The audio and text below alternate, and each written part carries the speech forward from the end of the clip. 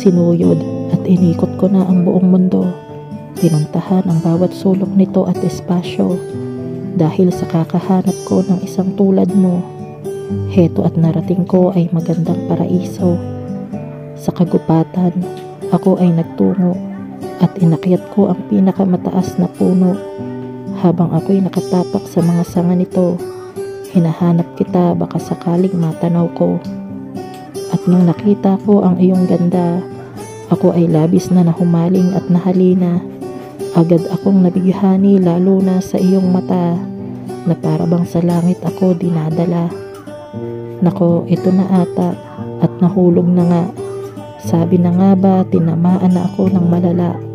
Dahil ngayon wala na akong magawa pa, kundi ang matulala kapag kaharap ka na. Malaki ang aking naging pagbabago dahil minuminuto kung ikaw ay isipin ko. Hindi ko na nga alam kung ano na ito at kung normal lang bang magkaganito.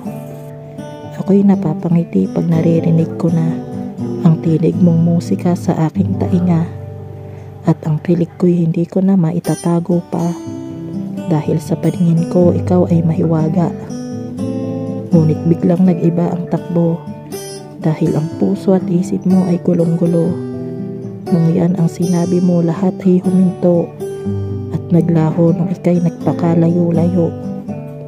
Pero kahit na ganoon, di ako nagtampo dahil alam kong parehas lang naman tayo na aminado at sa mga nangyayari ay nalilito kung tunay nga ba na pag-ibig na nga ito. Hindi ko alam kung kailan sasabihin, paano babanggitin ito na pag-amin, kung sa tuwing nasa iyong piling laging binibitin ang di sa iyo maamin. Hindi ko na naisin na mawala kang muli, na ikaw ay magalit at umalis ulit, kaya't laging susuyuin sa bawat sandali kahit na wala pang sukling bumabalik. Ayos lang sa akin kung ayaw mo pa, kung di pa kaya ng puso mong ako'y makita. Huwag kang mag-alala, walang problema, basta't pangako mo huwag kang mawawala.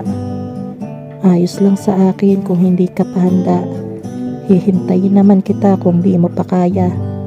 Kaya sana sa iyo ay walang problema, basta't sa akin ka lang buong magtiwala.